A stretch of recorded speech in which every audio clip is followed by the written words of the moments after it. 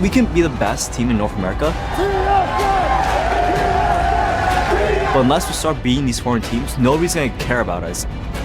It was much harder to get to the Worlds this year, but we did. 제가 있는 팀이 우승할 것 같은데요. I think we can do it, like Taipei Assassins did. I want it. But I imagine it as a really big cup that you have to hold with both arms. I would love to be able to just try to put it out.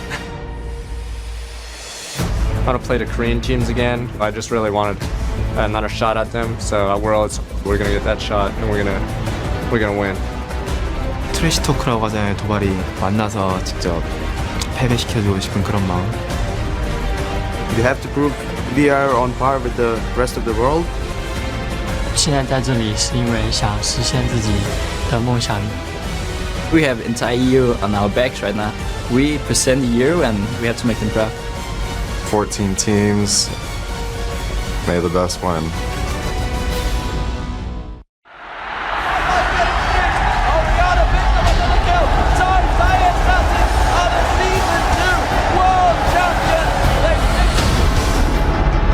The road to the biggest event in esports begins right here.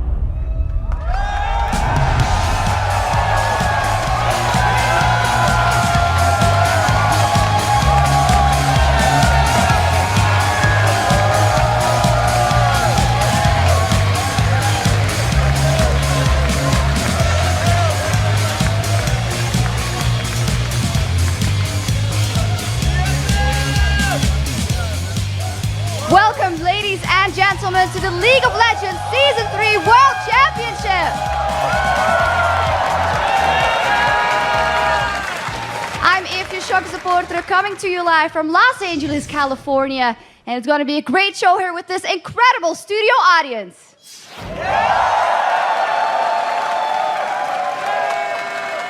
And over the next 20 days, the top 14 teams from around the globe will battle for the Season 3 title and the Summoners Cup. Every League of Legends team on the planet has been fighting for a spot in the World Championship since Season 3 began. And today we kick off the battle for the title with 10 group stage matches, starting with the winner of the international wildcard, GamingGear.eu, taking on North America's Team SoloMid.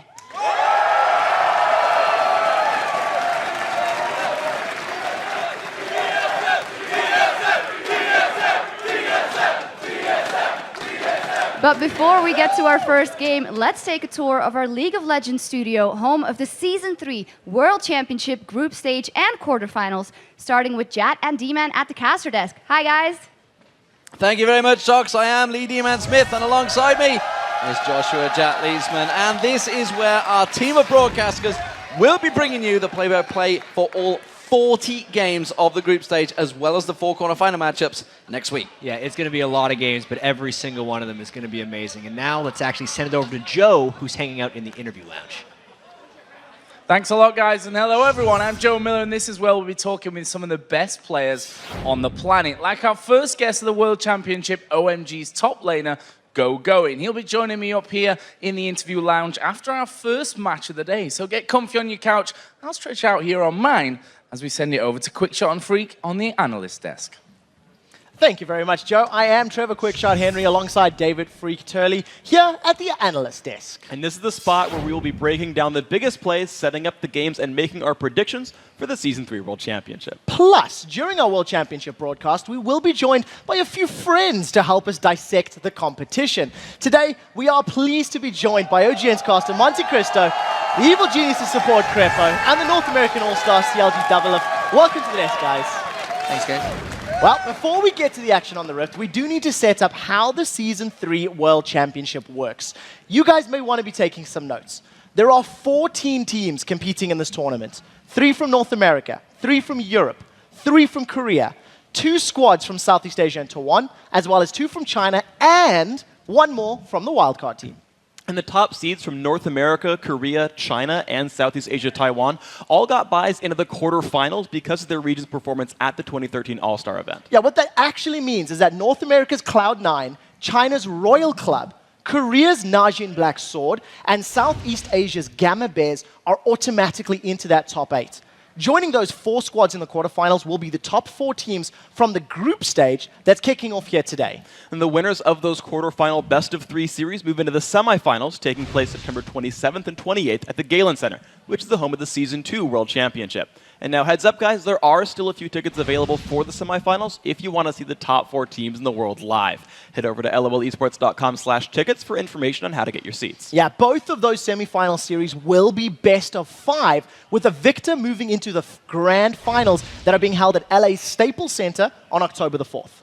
And that's going to be an incredible event at an amazing venue because the 2 top teams in the world are competing in a best of 5 for the Season 3 title and the Summoners Cup. All right, so now you know where the journey ends. Let's dial it back a notch and bring it back to the beginning. Today, the World Championship tournament kicks off with the group stage.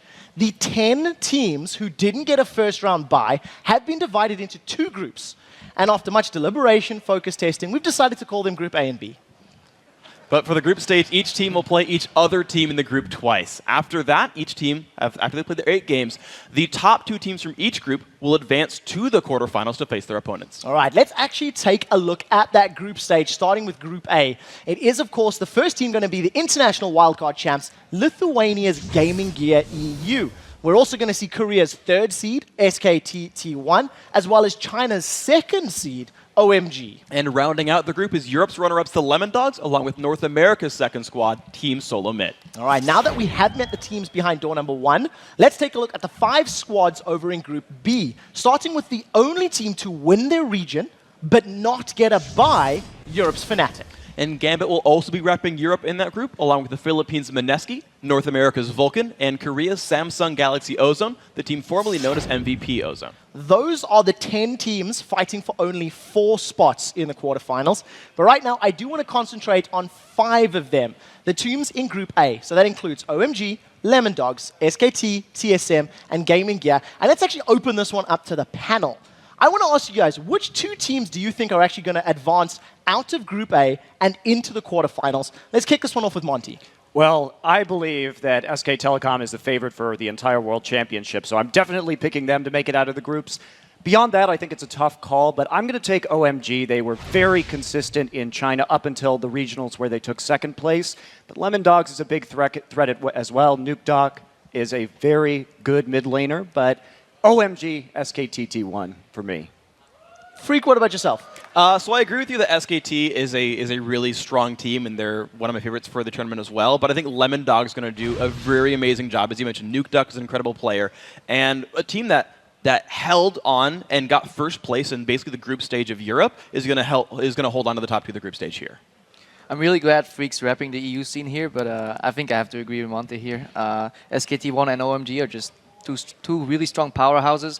I mean, Lemon Dogs have the tools to beat them, but my money is on SKT1 and OMG. What about yourself, Double? If you're 1 and 2, who's it going to be?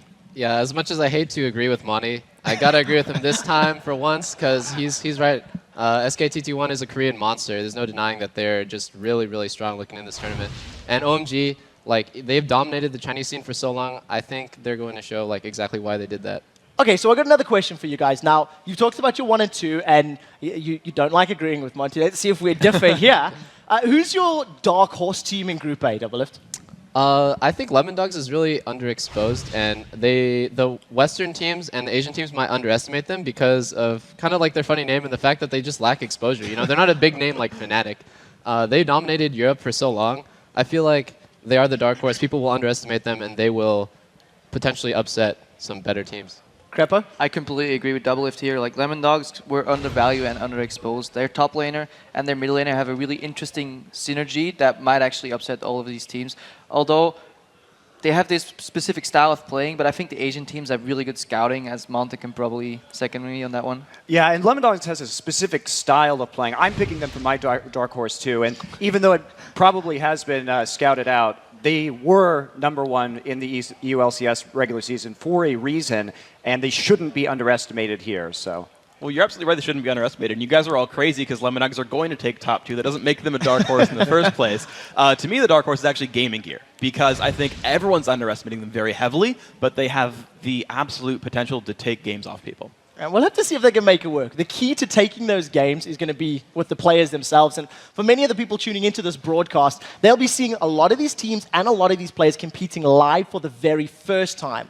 So for those of you who have never watched SKT's world-class mid laner Faker, he's my pick as far as the player to watch is concerned. He's really dominated the Korean mid lane scene, and I think every mid laner in the world wants to tee up against him and see how they do. So that's who I'm going to be watching. I want to know, who are you guys going to be watching for the rest of Group A? Monty, your thoughts? Of course we can talk about Faker all day, but for me, it's Pumandu from SK Telecom T1. He's their captain. He's the heart of the team, an extremely aggressive support player, known for picking up first blood, and Nami and Zyra, his 2 champs of choice. So aggressive support player known for stealing first blood. Scumbag Crepper, your player to watch? Yeah, that was kind of my pick as well. Thank you, Monty. No, if I have to, I'll just grab some European scene here then. I want to see Zora Zero. He has a very like push and roam style that always helps Nukeduck in his lane. I want to see Zora Zero push his lane up, disappear, and take Faker down with Nukeduck in the mid lane. I like it. We got a differing of opinions here. Doublelift, who's your player to watch? Well, many people don't know who he is. Cool from OMG. He's the MVP of China. And when I watch him play, I'm like, wow, this guy is a playmaker. He's like the cornerstone of his team. I feel like if Cool has a good game, there's no way OMG can lose. All right, well, for me, I got to go with another mid laner, though, but Reginald from TSM. I think that he will determine whether TSM does well or crashes and burns in the group stage here. So eyes are on him for the Group A North American Hope. A lot of pressure is going to rest on these players' shoulders to help their team get through the groups. And we'll be seeing those players get into action as soon as the Season 3 Championship kicks off with 5 games in Group A. Up first, the international wildcard champs GamingGear.eu take on North America's Team SoloMid. After that, it's Korea's SKT1 versus Europe's Lemon Dogs. And the third game will be Team SoloMid once again, this time challenging China's OMG. And that's followed by the Lemon Dogs trying to take a bite out of GamingGear.eu, and OMG looking to take down SKT1. Then, after a quick reset here in the studio, Group B takes to the Rift for 5 more matches, starting with North America's Vulcan taking on the European champions Fnatic. All right, now it is time to put you guys on the spot and get your predictions on which teams will win the first 3 games of the day. Full disclosure here, we are actually going to be tracking all of your answers throughout Worlds, so good luck, have fun, and no pressure. Up first, Lithuania's Gaming Gear, who's coming into this World Championship group stage as a bit of an underdog, taking on North America's most popular squad, Team SoloMid. So Freak, who's going to win it? So, although I just said that the dark horse was Gaming Gear and that they were going to look really good, I think there's like a small edge to TSM, but it's like 60-40. It's close. Monty? Yeah, I agree with Freak. I think this one's really difficult to call because we've seen Mazarin and Alanir's synergy when it comes to taking down enemy mid laners. Key to beating TSM is taking down Reggie, but I still have to say TSM for me too. I'm going to go with TSM. As well, I think TSM has the edge here, but like Monty said, if Mazarin has a good game, the EU mid-meta game is so far ahead of the other regions. I feel like Mazarin can definitely beat Reggie. Well, we're going to have to keep eyes on that one. The game will be starting shortly. Match 2 features a couple of the Group A favorites. Korea's SKT1 and their incredible mid laner Faker versus Europe's top team for the regular season, the Lemon Dogs. Now, I want to do this one starting with Doublelift. Who do you think is going to take it? Well, SKT1's just a monster, dude. They're too godlike right now. Like, it's too... I would say it's really ambitious to say Lemon Dogs is going to take this one, so I'm going with SKT. Creppo, you know Lemon Dogs pretty well. What do you think? I know them really well. They're good friends of mine. I'd love for them to win, but not picking SKT1 here would piss off a certain analyst out there. So SKT1. I think Lemon Dogs are great, but I got to go with T1 here. Oh, wow. All right, well, unlike you, Crepo, I am happy to stand up to Monte Cristo. I just won't this time. I think that the Koreans of SKT1, their individual play is too good, and they just won OGN Champions Summer. They're clearly on form, so SKT1 for me. So everybody's in agreement for the first two games. You're either going to be very happy or very sad as these results roll in. The third match of the day sees Team SoloMid heading back to the Rift, this time against OMG. Now, they were the first team in China for most of Season 3, and of course, they have that Chinese MVP that Doublelift was talking about, Cool. He's running in the mid lane, of course. So, Monty, your thoughts on the Chinese powerhouse, and we'll see how they're going to do against TSM? I think this is actually a really bad matchup stylistically for TSM because both teams really like to 5v5 fight. However, OMG's team fight is nearly perfect, and it has been for quite some time. So you want to beat OMG, you split push. I don't see TSM coming out OMG for this one. Crepo? If you see who OMG has been playing the entire season, and they have like a team fight style, which TSM generally likes doing as well, early dragons, contesting that and all, I see no way OMG is going to lose this one. Ooh, strong words. Doublelift? As well, I think TSM will fall right into the Chinese metagame, which is exactly what OMG wants, because they're the best at that. They're the best at team fighting, and TSM wants a team fight, which is not what you do to win against OMG. I think you guys are counting out TSM a little bit too much. No, to be fair, my pick is also OMG. I think they're stronger. But I think they're stronger in individual play, more so than on team mechanics. TSM's been team fighting longer than OMG has. They've got synergy there. They can actually play that game just fine. But I think they'll fall behind early, and that's why OMG wins. Well, maybe TSM will pull out something exciting like a Xin Zhao Annie bottom lane. We'll see. Now that you guys have heard our predictions, we want to hear yours. So hit us up on Twitter and tell us who do you think is the strongest team in Group A and why. Our Twitter handle is @LOL Esports, and be sure to use the hashtag Worlds. We'll be reading our favorite responses later on in the show, and if we pick yours, you'll win a Logitech G602S gaming mouse. Yep. Then, when you're done making your champ selection, head over to lolesports.com and try to predict the outcomes of all of today's group stage games. Click on Schedule in the top right, go to day 1, and give a thumbs up to the teams you think will be winning. We are going to be checking out your votes before every match, and I don't want to put any pressure on you guys out there, but you will be competing against the analysts all week long to earn the title of Best Prognosticator Worlds. And in some very exciting news, now you and your friends can see if your predictions come true as you watch the tournament action in high definition on your Roku box. Head over to lolesports.com for details on how to stream the Season 3 World Championship on your big screen with Roku.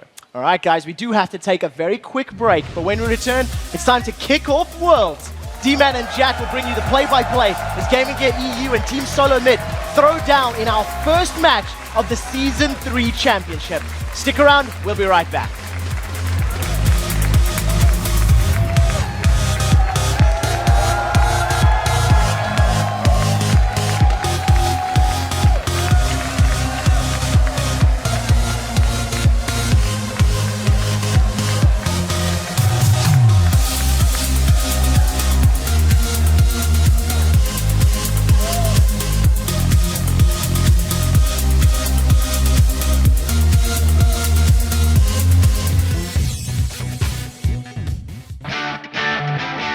I have never been to Los Angeles, and I'm really excited to go there.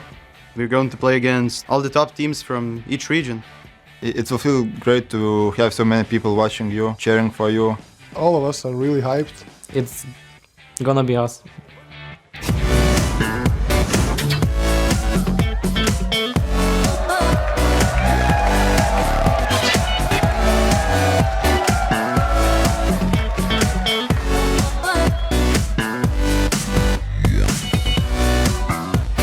Welcome back to the League of Legends Season 3 World Championships. It's time for our first match of the Worlds. A group stage showdown between the international wildcard champions from Lithuania, GamingGear.eu, and North America's Team SoloMid. And for TSM, this is their third trip in a row to the League of Legends World Championships. But for the first time, they are North America's #1 seed coming into this tournament. Yeah, and after dominating North America in Season 2, TSM has kind of had an up and down Season 3. They had a great run at the end of the NALCS Spring Split where they took first in the Spring Playoffs, but then they struggled all summer until once again they turned it around and won when it counted. They made that run in the regional playoffs. They earned their way to the Worlds with that second place finish there. Yeah, TSM is known for being able to really turn it on when it counts, and really doesn't count any bigger than the World Championships. Yeah, this is kind of important for them. While they're able to turn it on once again in the regionals, this time it doesn't really feel the same for a lot of the TSM fans. No one feels confident in their chances here at Worlds besides TSM themselves right now. And you know, the key for TSM has always been Reginald. They rely on him to just kickstart the team, but he's been struggling this summer. In fact, he has 125 deaths during the summer split, which was one short of tying the all-time record for most deaths in the split. So he's struggling. It's not a good record to try and tie either. No. And while Reggie may well have struggled through the summer, well, TSM's mid or other solo laner, I believe you could call him the top laner, I think, in this World Championships. He's had his second solid split in a row. It is, of course, Dyrus. Yeah, Dyrus was North America's all-star top laner in Shanghai after a great spring split. And even though his numbers slumped a little bit in the second half of the season, he still ended up leading TSM and KDA for the season. His numbers show his consistency, but I also think that they show he might be playing too conservatively at times. You know, when TSM needs him to dive in and make plays when it's just Reggie going in sometimes. But with all that said, he's stepped up his game at the end of the summer and in the regional playoffs. Well, while TSM and Dyrus have rumbled on through the North American regionals to lock down their third trip to the Worlds, today they face a team that is making their very first appearance on the grand stage. It is Lithuania's GamingGear. Yeah, so coming into group stage, GamingGear is clearly a huge underdog, partly because they lack the experience that the other teams have here at Worlds. But they did get to Worlds here by sweeping through the International Wildcard Tournament. They went 7-1 there, so they look good against that competition. Yeah, it's a pretty impressive showing by a team that very few people picked to win the wildcard, including ourselves, I would say. But when you talk about the success of GamingGear at Gamescom, you have to start talking about that captain and shot caller in the jungle, Alunir. Yeah, Alunir likes to take a bunch of risks early on in the jungle. He will aggressively counter jungle and aggressively gank, for better or worse. And while he's the one who kind of sets the pace for them,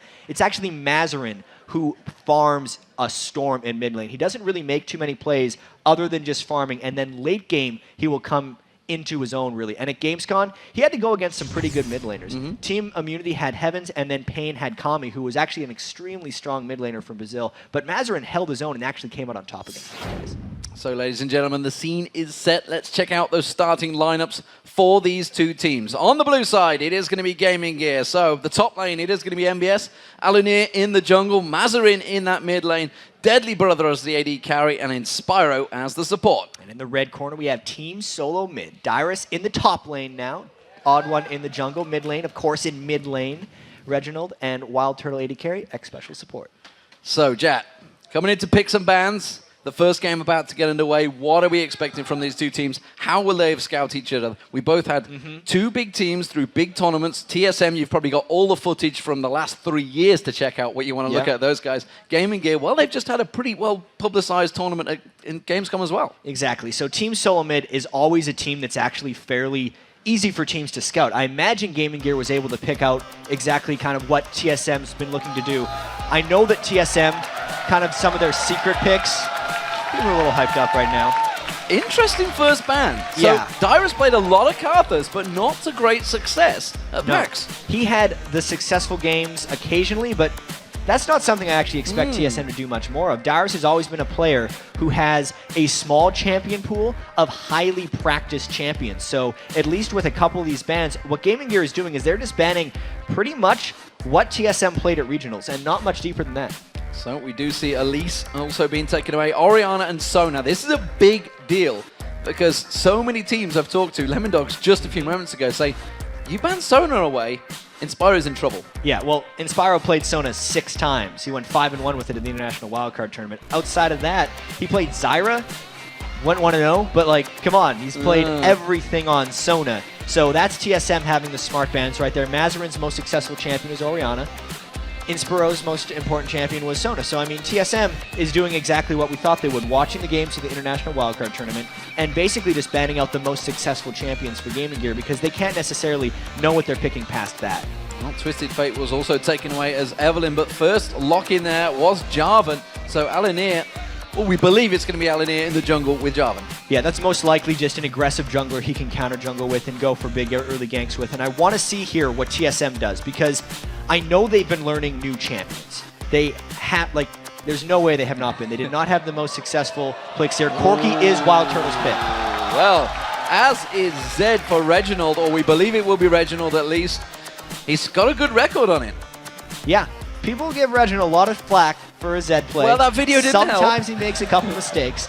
But he's 4-1 on Zed. He has a 80% win rate. And WildTurtle, I want to talk about his Corki pick for a little bit, because he played Corki as his main AD carry back before he was kind of a professional player. Also, Corki has a lot of spell-based abilities, the ultimate, the Q, all the missiles. And WildTurtle did play mid lane in Season 2 as well, so this is a transitionary champion for him where he can use his mid skills as well as his AD carry skills. And with the Trinity Force buffs, Corki, I'm expecting a lot of early picks and bans this entire tournament for Corki. We're seeing familiar champions coming out from GamingGear here. We have got Gragas locked in that mid lane, as well as Thresh, but quick picks coming from TSM as well. Vi and Fiddlesticks locked in. Yeah, I didn't want to give too much away there, but the Vi and the Corki are the things that TSM has been practicing. TheOddOne has picked Vi as his kind of Elise substitute for these games. The ability for Vi to channel in and guarantee a kill at level 6 is perfect for the TSM playstyle with Reginald in mid lane. Well, I don't believe Teemo's going to come out here. Siva is currently being hovered over. We haven't seen what AD and top laner they're going to come out with. Mordekaiser, nope, not really falling for that one. They kept doing that throughout the gaming gear when Pain Gaming were there, but they didn't fall for it either. That's the Twitch. But let's talk about Gragas in that mid lane for Mazarin, because that was one of his big champions. Yeah, and they like to say that Gragas isn't even one of his mains and that they don't care if it gets banned away. But let's be honest, when they qualified back into the International Wildcard Tournament and then even in the International Wildcard Tournament, Mazarin wanted to play Gragas. Yes. So that is his tried and true. I think Deadly Brother is going to go... I thought he was going to go for Twitch because that's what he played the most of in the International Wildcard, but he might be a little too vulnerable against Corki. Just can't trade with that damage, so he's going for something a little more mobile. So we do see NBS locking in that Renekton just like he did at the International Wildcard, as well as Ezreal for Deadly Brother. Yeah, that Renekton pick will be interesting. And even throughout the entire World Championships here, because Renekton seems to be a favorite pick of a lot of the teams that aren't favored to do very well right now. And I think the success of Renekton and those teams will kind of tell us a lot about the value of those picks. I'm going to see whether it works out. The final pick, well, it's definitely been deliberated over. Will it be Dyrus' top laner? He's going to be up against Renekton, or could be in a 2v1 lane, of course. Shen is available here, and TSM generally just loves picking Shen for Dyrus. That's been their fallback. He also played a lot of Vladimir that got banned away in the finals for them against Cloud9. I'd say it's one of those two picks, but they're taking their time with this one. Well, it looks like it will be Shen. The crystal ball is still with you, Jack. Don't worry. It's good research, really. Had to shine it during this because we had the research down for these picks. We know that TSM's composition has been highly practiced. They're mainly looking surprised to work around Reginald right now, but this composition allows them to do that even better because Vi's ganks at level 6 for Reginald can potentially guarantee a kill on a fairly highly mobile Mazarin Gragas. I look at GamingGear's team, and aside from the Ezreal pick, that's pretty much exactly what they were playing at the International Wildcard Tournament. NBS is going to look to try and dominate his lane. That doesn't usually work that well against Dyrus because he's such a consistent player, and I think the focus of this game is really, normally it's the mid lane. I'm expecting to see WildTurtle go crazy against Deadly Brother here, and if something pulls ahead for TSM, it's going to be that late matchup. Yeah, I do feel that there's a lot of pressure on Mazarin's shoulders here for GamingGear. Alanir started things off. We'll see how those ganks work out, but a Zed is very hard to gank in that mid lane early on. Yeah, the Zed is very mobile for Reginald, and the Gragas play, we know Mazarin doesn't make big plays in mid lane. GamingGear in general doesn't actually have extremely strong laning phases. They're the team that likes to group up. So while the players load into the Rift, let's take a look at who you guys at home think is going to win this first game of the Season 3 World Championships. According to LollySports.com, well, no surprise here. 83% of you think that TSM is going to win their first game at Worlds. Yeah, all 4 analysts chose them as well. Freak, although, did have GamingGear as his dark horse team. Remember, you got to vote with your head, not with your hearts for these games. And sometimes that's a problem for the TSM fans, but the 83% seems valid right now, knowing what huge underdogs GamingGear are coming into this tournament. Well, we'll see how that works out as we start to load into the game. You can see our awesome studios right here. We are on a giant screen. I mean, how good is that? That's got to be happy with that ourselves. But the teams are ready. The match is ready. And we, ladies and gentlemen, are about to go into the first game of the Season 3 World Championships. It's going to be GamingGear.eu as the blue team and Team SoloMid. Well, you can hear the fan favorite as the red team. Home field advantage here for TSM. A lot of these guys that are going to be playing in this World Championship some of them haven't been on a plane before. Some of them haven't traveled to the United States before, and that does give TSM a little bit of that edge early on. I think this team composition fits TSM and their playstyle very strongly. They have the double ninjas already, obviously, with Zed and Shen. It's going to allow TheOddOne to take some blue buffs as well and not fall behind in farm, knowing that Alunir is an aggressive counter jungler. These matchups, even though Gaming Gear has a team composition that kind of works to the style they played at the International Wildcard Tournament, just seems to favor TSM. There's certainly nothing going to be happening at level 1. They haven't even really gone too deep on the ward placement either. If you look around, they normally get that red buff ward placed in there, but neither team has risked just taking those couple of steps into the enemy jungle. So it does mean that the first couple of minutes of this game will be slow, but TSM are gathering for something here. Yeah, as far as international competition goes, though, Dyrus in particular has had very bad luck against Thresh. If we remember at the All-Star game, he got picked off at level 1 and died trying to scout. He blamed Doublelift for not checking the bush, but it's still something that TSM is very conservative about, knowing that they are the favorites in this game, knowing that the first game of the World Championships is so important for their momentum. They're playing it a little extra conservative, I'd have to say. Yeah, it does mean, of course, it's going to be a 2v1 in Spyro down that bottom lane. Reginald just taking a peek, keeping them in focus. And it is going to be TSM starting off the blue buff. Gaming Gear are going to be doing just the same, but Mazarin's actually in that mid lane. He's already pushing it, keeping that wave cleared, and we can see in Spyro getting caught on Reginald, taking a lot of damage from Deadly Brother already. Yeah, he actually popped his red elixir right away because he was almost overcommitting so TheOddOne could get a good start right here. You can see Mazarin's already just pushed the wave to the turret as quickly as possible, and that's going to put Reggie in a little bit of a small hole here early on in that mid lane. Well, some laughing coming out from Mazarin. Seemed very happy with his start there. Of course, gives him that CS lead, the fact that Reggie has only just returned to that lane. Smite was also used by TheOddOne. Well, Alunir hasn't used his, but he's just going to be going down that red. That's going to mean red will be a little bit slower for TheOddOne in that jungle start. Yeah, no early counter jungling coming down. Also the lane swap, which I wonder how that's going to impact here. Xpecial in the top lane with WildTurtle will be a strong 2v1 lane. The amount of damage that Corki can burst out onto MBS is quite substantial. I don't think they're going to be able to line up any type of tower dives, and it's going to be a little bit until WildTurtle can really take off in this game. Both the Trinity Force user 80 carries have actually been picked in this game as well, which is something I wanted to talk about. The 311 patch here, Trinity Force now being cheaper, having the remade Phage, and also having 200% damage when you get those Trinity Force procs, really just buffs up Corki and Ezreal to some unreal proportions, and we'll see how they battle against each other in this game. I think WildTurtle with the Corki should have an edge. Well, death sentence coming out there, getting very close to landing. MBS doing a fairly decent job in that top lane at keeping WildTurtle and Xpecial at bay, but this mid lane, this is what we really want to focus on. Reginald versus Mazarin. We feel both teams actually teeter on the edge of how well these players do. And Reginald's already burned through all of his health pots. Reginald actually put himself in that hole when he tried to help out TheOddOne because Deadly Brother and Inspiro were invading the TSM blue buff. So he's actually just in a bit of turtle mode right here. Mazarin's going to continue to push him up to the turret, and unless TheOddOne comes to help, Reggie's going to be in trouble. Well, Alunir slid through, tried to be sneaky, but he stood on top of that ward, so he's double buffed up. Is he not really going to get the help from TheOddOne? So they wisely just step away from this one, realized he'd already been spotted, and makes himself visible. So how do we rate these two? MBS on Renekton versus Dyrus and Shen, because eventually these two are the big tanks of the game. They're going to be the guys getting in the faces of the opposition. Yeah, and generally the way NBS played in the International Wildcard Tournament was he would be in his own world and try to turn himself into a bit of a lane monster, which is why I like TSM's chances here of trying to keep NBS in a 2v1 most of the time, because Dyrus has spent so much time in 1v2s due to the meta in the LCS for a really long time that he's extremely comfortable and knows he can get his farm back later. Dyrus is also beating MBS just in the early farm. TheOddOne's been babysitting him a little bit more, and especially if we get into the late game scaling once they are able to farm a little bit, I like his chances on Shen over NBS's chances on Renekton. So back in his mid lane, neither team going back yet. 5 minutes gone.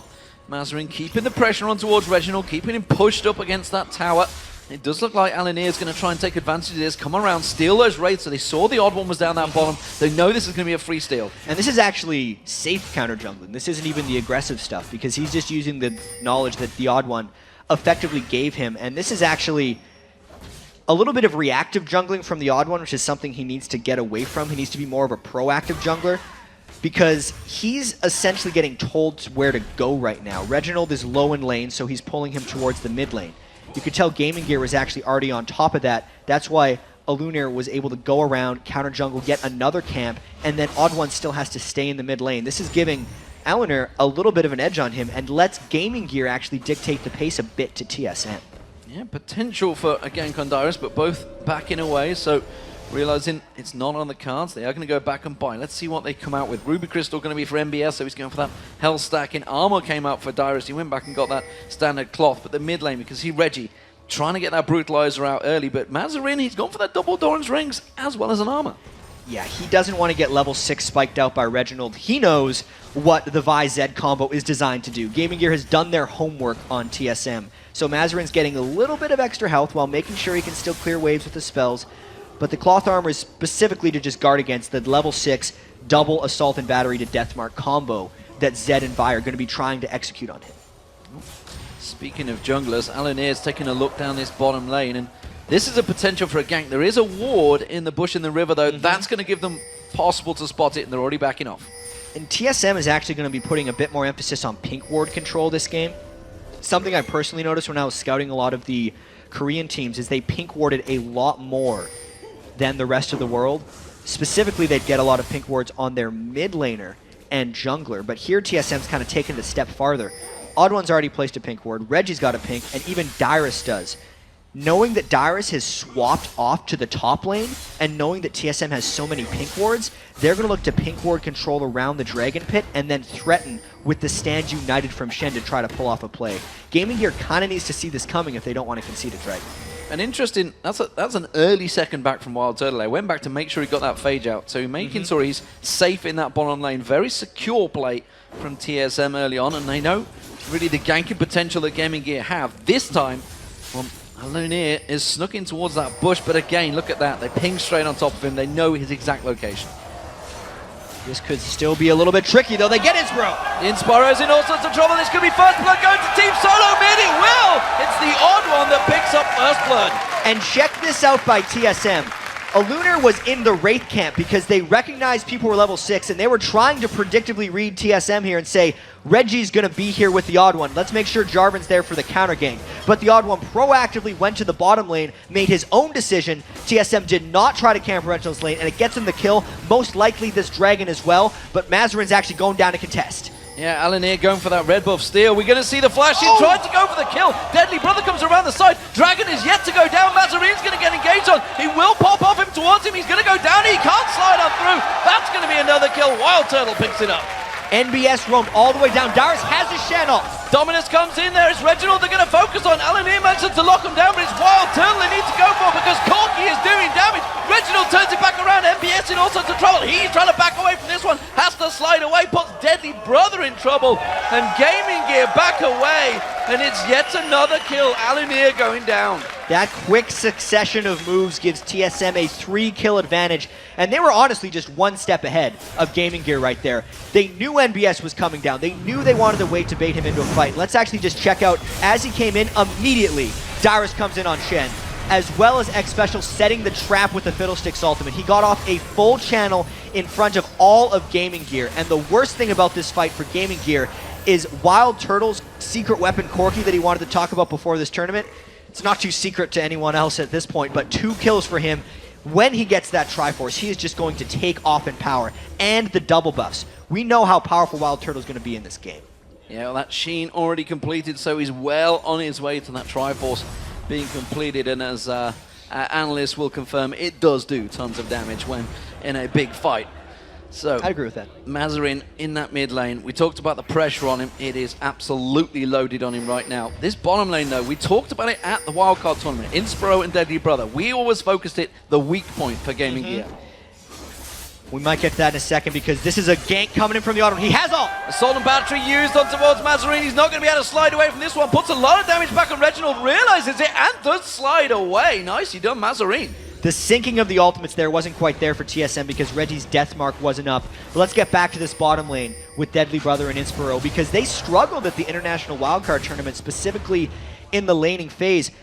WildTurtle especially in the spring split, was just all-star level as far as his play, and he's fallen behind a little bit since then. I feel like just him being on Corki is a mismatch in that lane. WildTurtle and Xpecial have more experienced and honestly just more skilled right now than what Deadly Brother and Inspiro can do, because Gaming Gear has yet to show great things in that bottom lane. The hook lands on towards Xpecial, but it's being turned back around. Trishop Barrage comes across, Inspiro, he knows into trouble. WildTurtle puts the damage down, puts the exhaust down. Deadly Brother pursuing here. He's going to chase on through on towards WildTurtle. Has he got enough damage? Yes, he has. Aluneer now slides in there, and you can see Mazarine, one more shot towards Xpecial, flashes away at the right moment to avoid another kill, but it was a 1-for-1 trade, 80 carry for support. And now it's all about whether Gaming Gear can get a push on this bottom lane. Reggie's pushing mid lane while Gaming Gear has 3 in the bottom. Overall, that trade isn't that great for either team unless a turret happens. Unless a turret does happen, it's going to be the odd one just off the side. I don't think he's got enough power to prevent this one, so it's going to be Gaming Gear taking down the first tower of the game against Team SoloMid.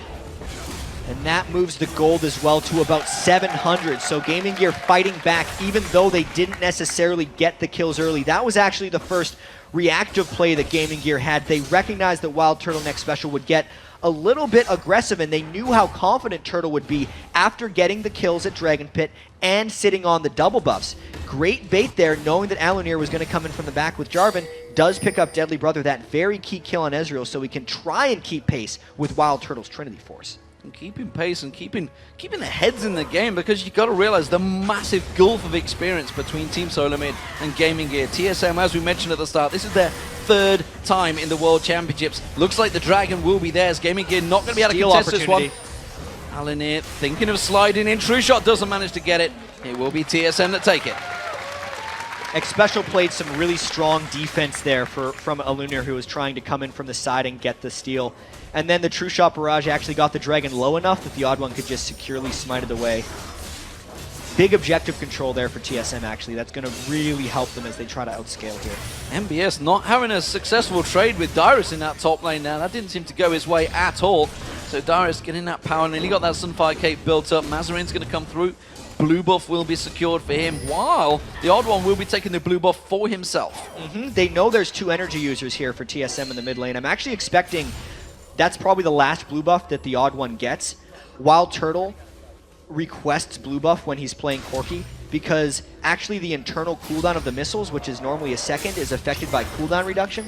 So if you have a blue buff on Corki, you can shoot out much faster missiles in teamfights, and that's what TSM is going to be looking to do later on in this game, especially now that WildTurtle has rushed that Trinity Force. Now, he's actually gotten that Trinity Force so much sooner than Deadly Brother because he skipped Vamp Scepter. So he saved that 800 gold as well as the 3 kills he was able to pick up.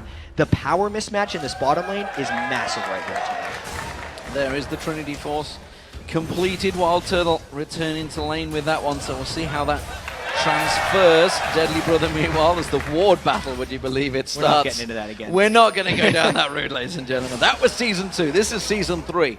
Double buff picked up by the TheOddOne. Aluneer was sniffing around, see if he could get in there, and actually may have put himself into an interesting position to get a gank onto Reggie in that mid lane. Yeah, TheOddOne is kind of close. There are all ultimates up here. Reginald blowing some cooldowns really quickly here.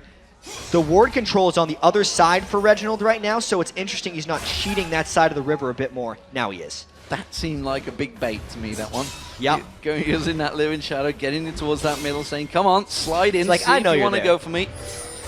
Meanwhile, Deadly Brother, he's trying to get that Triforce built up as well, it seems. Not going to go for the standard blue build. That was kind of an old build. It doesn't really happen so much anymore. We've seen a lot of Bloodthirster Ezreals as well coming out lately in Europe. As it is at the moment, he is some way behind WildTurtle. In terms of gold, I feel that just between these two is really where the big difference is. You can see it's a 2,000 gold differential for the teams, but in terms of players, well, that 600 gold is making a big difference right now. That was a great juke by TheOddOne in mid. And yeah, to talk about the gold a bit more, it's actually WildTurtle and Dyrus who are the ones stepping up right now. Mazarine and Reggie are really just farming back at each other, and it's the rest of TSMs who's making the moves here for them as they try to move in ahead in this game. There's the TheOddOne going, just going to take out those golems. Well. Red buff going for Aluneer, just using his smite as well, so that's not going to be available the next time around. As it stands though, TSM, they are 4-1 up and looking confident. So from Gaming Gear's perspective, This is really one of the games, if you look at the other teams, they have to be winning if they want to get themselves out of this group stage, because TSM they're going to see as, I hate to say, the weakest target in the group, because these are really, really big groups. This is the World Championship. Yeah. So every team deserves to be here, and every team is going to be a tough game. But with what you said, that is the truth here. Like, both these teams need to win this game as far as predicting their chances of actually making top 2 in each other's groups. And I really wonder what GamingGear is going to do in this one. They excel in team fights, and when TSM is successful, it's actually through a lot of control. And right now, GamingGear isn't forcing TSM into any decisions. TSM has all the time in the world to make whatever decisions they want, and they've generally been the right ones in the first 16 minutes of this one. Alinir once again going around to those raids. They might just try to dive this. We are seeing OddOne coming in. He's going to flash Assault Battery on towards Deadly Brother, followed up by the Crowstorm. Spyro goes down, and now Deadly Brother being locked up. Has to flash away from this one. He is going to get away successfully. The OddOne will not be able to catch him out there unless he comes back in towards it. Meanwhile, look at Reginald. He's tracking down it. It's a 4v2. Mazarin joins the party. Didn't want to lose 2 towers, but definitely going to lose that one. That's the first tower for TSM. And it's that bottom lane mismatch right now that TSM has created over GamingGear. It's just the item differential on the 80 carries. Yes, they had the jungler there for the turret dive, but those items are not even close. GamingGear trying to get something back, 2v1ing the top. They're going to get this tower as well. Dyrus can't fend them off, so MBS Alanir doing a good job at counteracting that. They realize they're in trouble down the bottom and quickly counter it to get themselves another tower. Keeping that tower advantage, by the way, 2-1 currently to GamingGear, so keeping that pressure on. You see the Dragon Timer in the corner, just 1 minute time before that comes around. So let's see what they do. Let's have a look at the items that are starting to gather out, Jack, because we can see very early Zhonya's Hourglass coming out for Gragas here on Mazarin. Meanwhile, Reginald, he's trying to get that Blade of the Rune King. Mazarin is absolutely itemizing to prevent assassination from Reginald, but that also hurts Gragas substantially in trying to put a bunch of damage down in teamfights. Knowing that the next battle is going to be around the Dragon Pit and the mid lane, you want Gragas' AoE damage to hit for full, because that's the main threat in those fights. The fact that he's went for a more defensive Gragas build, I feel like hurts GamingGear as a whole. It's not like that Zhonya's makes Reginald's targets impossible to find. He could just go for Deadly Brother instead and blow him up and get rid of the Trinity Force Ezreal early on in the fight. Pink Ward control once again is paramount. Dyrus' ultimate is up on Shen. GamingGear is going to try and get this dragon, but I really expect TSM to try a collapse if GamingGear tries anything funny. OddOne having to use his smite there. That's an important one. Dragon is up in 11 seconds, and there's going to be no smite available if GamingGear can go for it early. They saw him using it. And there's a lot of wards in TSM's jungle right now. They do not actually have the pink ward control to stop this, which means GamingGear will have choice of where and when to fight. GamingGear is forcing on the dragon, and TSM expect them to fight this. They know they have Dyrus, and they know they're stronger.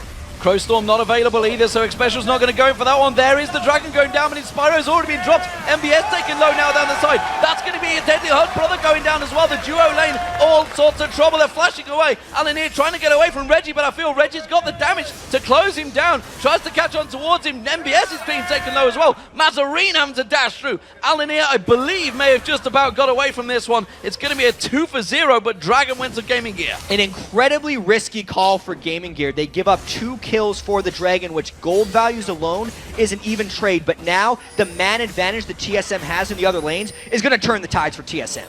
Well, the middle turret in all sorts of trouble. Mazarin having to back away from that one. TSM will be taking this one down, equaling things up 2-2 in turrets. But look at Reggie down that bottom. He wants to keep on pushing as well. TSM keeping that advantage, keeping that gold pushing. It's a 3k difference now. We'll see what that equates to in items. The blue buff being stolen away as well from GamingGear's jungle. Yeah, and they gave it to WildTurtle. He's also got 5 kills up here. Reginald doesn't have energy to escape right now. Well, Mazarin may be able to lock him down here. He's going to have his ultimate available shortly. Does manage to catch the slowdown. Deadly Brother comes in. He will get the kill, and that is GamingGear. MBS in this top lane. He's in trouble, though. Has to slice through and avoids the damage from the OddOne. Reginald definitely overpushed there in the bottom lane. The rest of TSM was nowhere near for his defense, and Deadly Brother just simply respawned and ran him down. But while GamingGear was taking the bottom lane, TSM takes the top, and we could actually see 3 turrets to 2, depending on how well blue buff WildTurtle can defend this one as he rolls around the back of the Wraith camp. He's going to have to do some work here because that tower is going down fast, but look at TSM, they're coming down the river, they're going to try and block them out here. GamingGear realizes they're going to have to try and back out because TheOddOne is closing the gap as well as Dyrus. WildTurtle goes aggressive, Inspiro might get caught out again. That's a very good barrel coming out from Inspiro. You can see Inspiro, he's going to be able to get away, turns the death sentence on towards TheOddOne. OddOne just assaulting batteries and says, thank you very much, I'll go in for this one, but he's going to get away. The exhaust goes down, Mazarin in trouble up the side, he gets feared up, and now you can see TSM turning this back around. MBS has to get away. True Shot Barrage whiffs the pass, doesn't find its target, and well, that's another kill for TSM. Even though TheOddOne failed his vault over the Wraith wall, he was still able to get a catch onto Inspiro and get that fight started. And I was talking to WildTurtle about this Corki pick, and he was talking about how useful he feels when he plays Corki, because all he has to do is sit in the back of fights, throw his missiles, and get in an auto attack or two. And he was saying, you know, I don't even get a lot of kills when I play Corki. I just do a bunch of damage. He's getting a lot of kills on Corki right now, and he is a monstrous threat. He's going to be finishing that BF surrounding. He actually loves going Triforce to Infinity Edge on Corki. He doesn't care about the Vam sector because he's actually so far back in so many of these fights. The lifesteal isn't a big factor for him. Yeah, 21 minutes in, last thing you want to see is 6 kills on your AD carrying. Let's not forget Xpecial, because he's on 107 on Fiddlesticks right now, doing a fantastic job at supporting him. So it's all about that bottom lane. We call it as a potential weakness, and Deadly Brother and Inspiro really up against it so far. It's Inspiro that's been caught out most of the time, actually, because Deadly Brother not doing too bad a job. This top lane, these two big tanky champions of NBS on Renekton for GamingGear and Dyrus for TSM, of course, on Shen. Well, they're doing a fantastic job, but Dyrus is starting to steal a march in the farming stakes. Yeah, and we knew this would happen come 22 minutes into the game. Dyrus on Shen knows how to create his own action in the top lane. He will always join with that Shen ultimate, and the game is slow-paced enough right now for TSM that Dyrus gets to be off on his own world. It means NBS has to come and stop him, and it means that TSM automatically creates themselves man advantages elsewhere on the map. Right now, NBS cannot threaten Dyrus realistically in lane, and the rest of TSM is just looking for kills, specifically TheOddOne with those Vault Breakers. Sure, he's only 1-0-1, but a lot of the action has been created just by him going in around and trying to make fights. Reginald trying to bait Mazarin into going aggressive on him. OddOne waiting in the side there in that jungle. Meanwhile, the duo laners, they're holding off that mid lane, and the two top laners, well, they're just going back at it once again in that top lane. NBS is keeping up with Dyrus, but Dyrus, every time he wanders off, they need to be careful. Assault battery out towards Mazarin. He's going to get locked in. That's going to be the ultimate coming out from Reggie. Uses that Zhonya's. Will it be enough? Yes, he will counteract it, and he will survive. Well, that is the defensive item build coming in for Mazarin, but the question is, what does that really grant him at the end of the day? The rest of NBS, or GG, actually has to use Renekton ult just to get Shen out of there, and there's Xpecial! Crowstorm comes in, it's going to be a double kill, and it's Xpecial that picks them both up, and now they're in trouble. Xpecial, standing 90 comes out, Dyrus is going to join the party, exhaust used on towards Deadly Brother. Xpecial still just about getting away from this one. Standing 90 was actually cancelled, we'll check that out in a moment. Deadly Brother gets taken down, Alinea all on his own on the tower, he's going to get dropped. There's no way out of it here, and it's going to be another double kill for WildTurtle. 8-1-2 now on the AD carry. 4 kills in the bottom lane, and TheOddOne and Reggie just turned that as WildTurtle arrived. They're going to look to push on an inhibitor turret after that huge teamfight win. Big advantage being gained from Team SoloMid here. They're going to have to hit and run because the spawn times are still pretty short. We're only 24 minutes into this game. Dyrus doing a fantastic job in the top lane. You can see MBS's hit points already very low. MBS did manage to get the stun on him to prevent it. The ultimate comes out from Mazarin. Not going to be enough. Effectively pushes TSM away. TSM got everything they wanted with that last set of exchanges. Let's check out this team fight. Xpecial flashing in afterwards to make sure the fear landed on Mazarin. Both people are dead before they can react, and this was the turn that was so key for TSM. Obviously, Dyrus' ultimate got interrupted by Renekton in the top lane. So, as TheOddOne is charging his Vault Breaker, he runs back only to jump forward. It catches Deadly Brother off guard as WildTurtle arrived, and Turtle flashes into the turret with turret aggro already on top of him because he was so confident in being able to pick up yet another kill. Well, we talked about Team SoloMid stepping it up when the World Championships comes around, and this time in the group stage. They weren't in the group stage, remember, in Season 2. They were the #1 seed, got that bye straight in towards, well, Azubu Frost, who you all know finished second in the Worlds last year.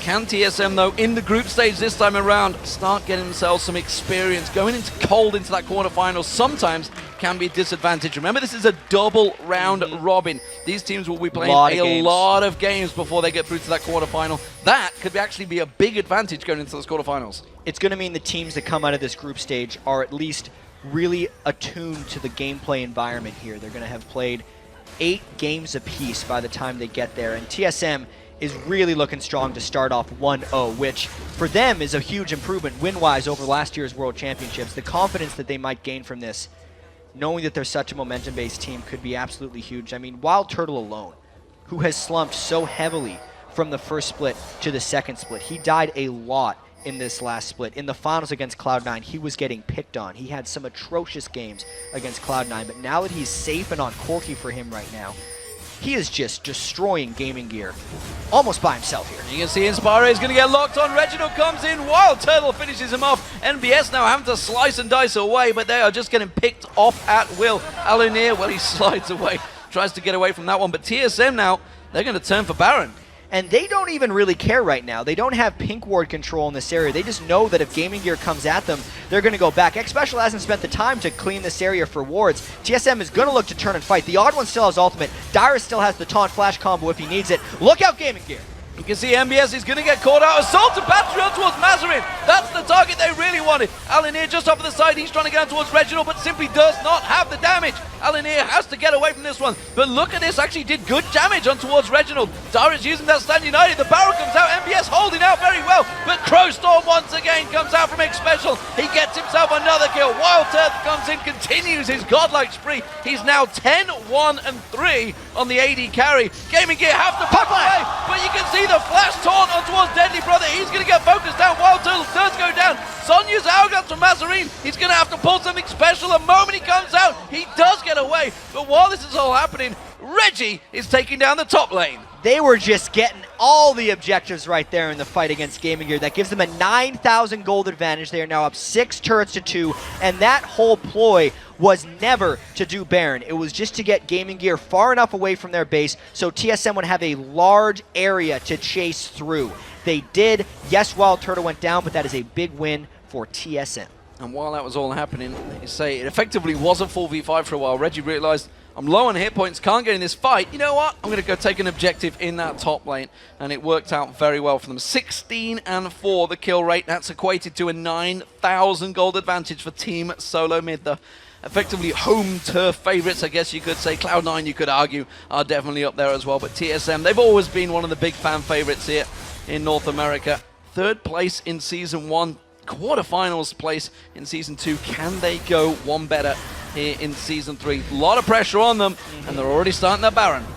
This is still a great start. I feel like this Baron is pretty much theirs. Watch Reginald play defense against 5 people right now. He actually goes in trying to get a kill. He's going to get a kill on his Spyro. The pop will come through. He will go down. That's going to equate to a support in the mid lane going down. Baron almost finished off. There it is. Baron taken. TSM, will they turn it around? They're going to go in. WildTurtle feeling aggressive. I'm not too sure this is the right choice, but they're thinking, what the hell? We've got Baron with full hit points. Let's go. There's the Reverie. He might look for something. They know it's a 4v5. Let's take it easy here, TSM. You guys do not need to go crazy. You picked up a 28-minute Baron buff. TSM has a huge edge right now, and if they can catch the right fight, they're absolutely going to go for it, knowing that WildTurtle is just massive on items right now.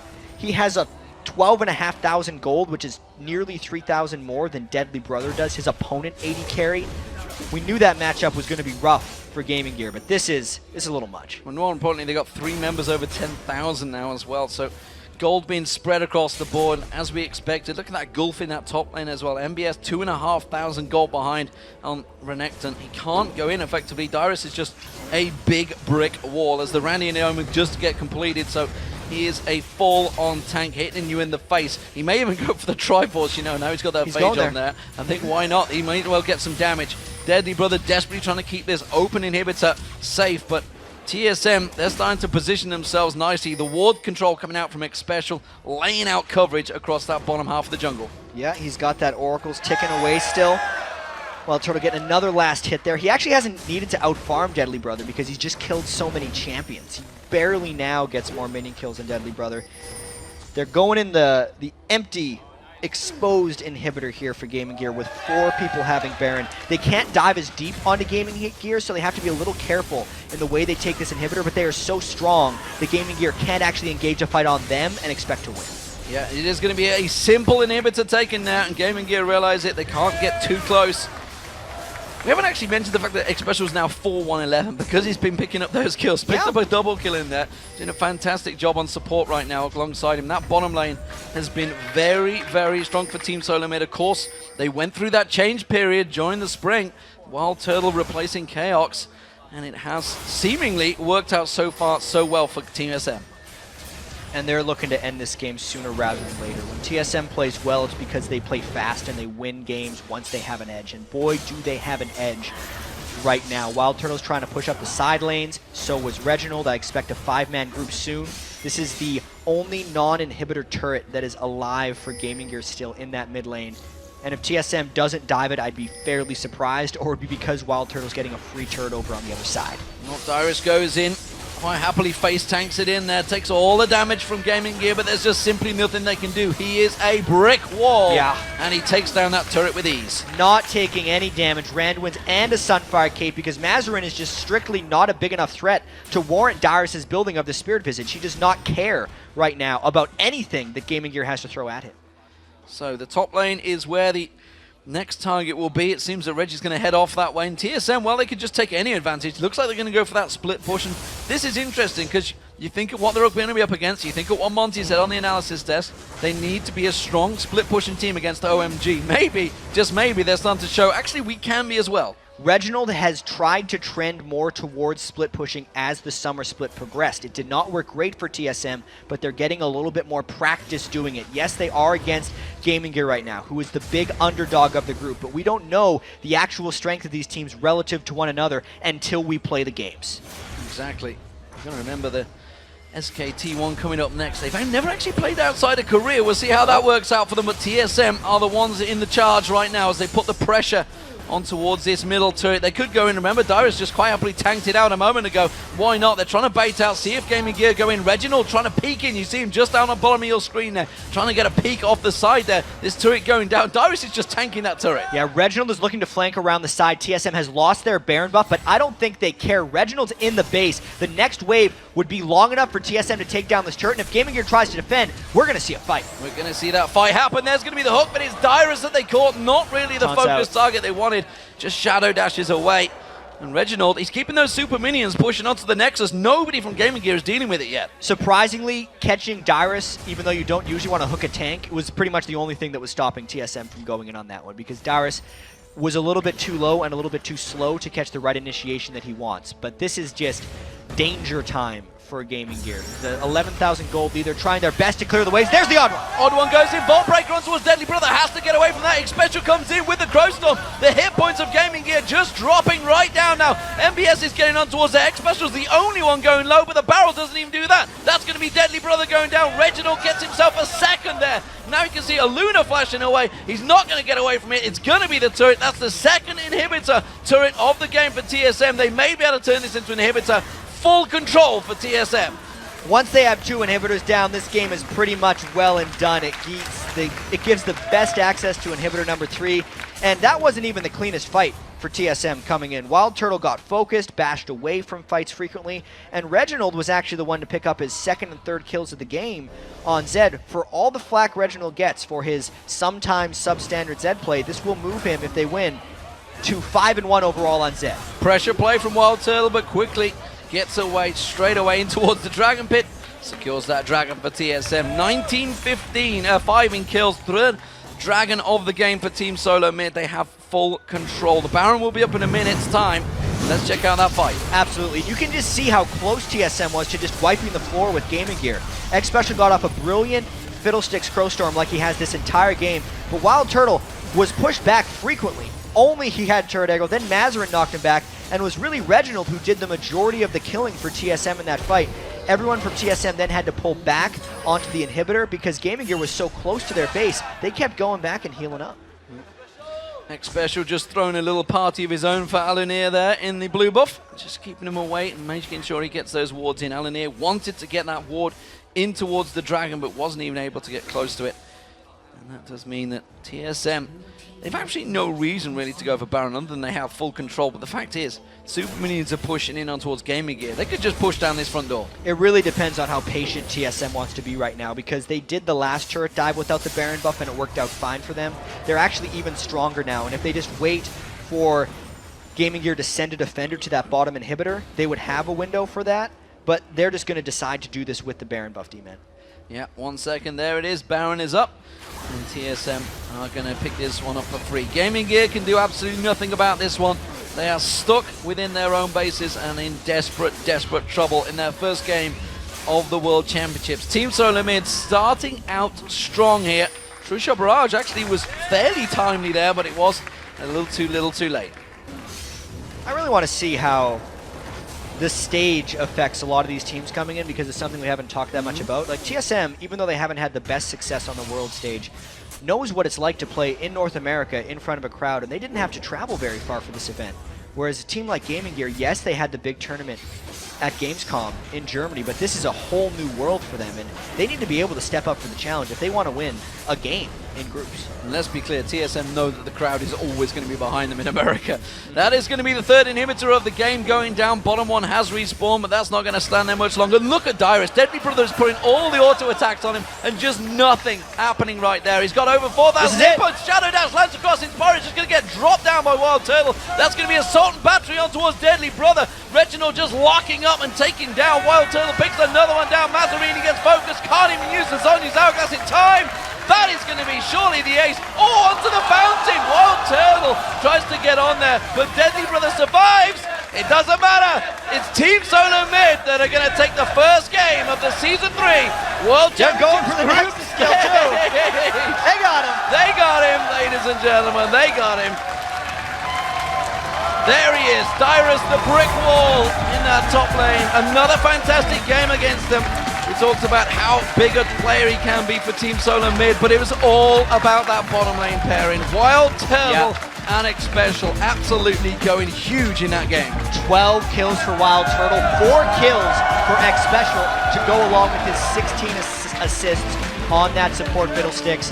And TSM knows this is a long World Championship for them. They have 8 games to play in this Group A of the World Championships. It's a great start for TSM, but this by no means is a sign of relief. It just means for TSM the start of their path towards a World Championship. Yeah, of course, GamingGear and TSM will be playing each other again. That will be later on in the week, because remember, we are having 10 games today, 5 tomorrow, 5 the next day, then a break, then another 15, 20 games to go. It's going to be some crazy, crazy week of League of Legends action here. But TSM, they are the first victors of the World Championships, and well, starting off how it didn't really work out for them in Season 2. They didn't pick up a game in Season 2, so they're already doing better.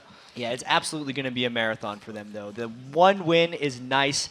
It gives them a great start. I don't expect to see WildTurtle getting Corki that much in the future. No, I think they've actually going to be maybe lost those cards already and possibly shed away from Dyrus already as well. Yeah, exactly, because the bans in that game, especially based on TSM's performance, they showed a lot of what they've been practicing. The Vi from TheOddOne is something he's going to be picking a lot of throughout. And you know, they did get their picks in that one, and we know when TSM is comfortable in these situations, they usually do pretty well. And actually, that was probably one of the first jungle Vi's that I've seen that have been massively successful, because generally, when you use that Assault and Battery, sometimes it can be like the twisted advance of Maokai. Yeah. You can be like, oh, I hit the wrong target, going in too deep. Well, one thing I'll say is everyone has been practicing Vi leading up to these World Championships. We're going to be seeing a lot of her. She synergizes so well with the assassins that we've been seeing in the mid lane lately, just locking down that single target. We're going to see some more successful Vi's. So we're going to take a quick break, ladies and gentlemen, but when we return, it is going to be the second game of the group stage. It is going to be Korea's SKT T1 and their brilliant mid laner Faker versus Europe's Lemondogs. Plus, OMG's GoGo will be joining us to talk about the fight for the Summoners Cup. He's going to be joining Joe Miller. That's going to be an interesting conversation, so don't forget to miss that one. So don't go anywhere, ladies and gentlemen. The League of Legends Season 3 World Championships. We'll be right back.